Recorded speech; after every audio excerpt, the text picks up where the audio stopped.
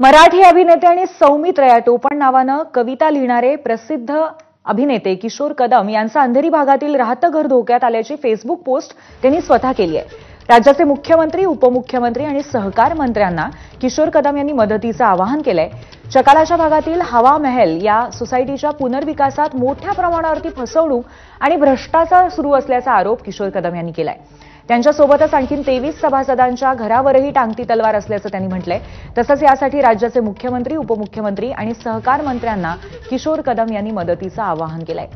या सर्व अनागोंदी कारभाराला सर्वस्वी सोसायटीची कमिटी जबाबदार असल्याचं त्यांनी नमूद केलंय। कमिटीने सभासदांना अंधारात ठेवत महत्त्वाची कागदपत्र आणि माहिती लपवल्याचा आरोपही त्यांनी केलाय।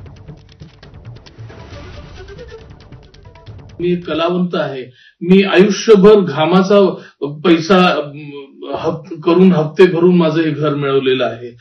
मला माननीय मुख्यमंत्री, उपमुख्यमंत्री अजित पवार साहेब, एकनाथ शिंदे साहेब आणि माननीय मुख्यमंत्री फडणवीस साहेब यांना विनंती करायची आहे की आमचे सहकार मंत्री आबासाहेब पाटील यांना विनंती करायची की तात्काळ ही प्रक्रिया थांबवण्यासाठी मदत करावी आणि आमच्या 23 जणांचं घर नाही वाचलं तरी चालेल, पण महाराष्ट्रातल्या एका कलावंताचं घर वाचवण्यासाठी मला मदत करावी।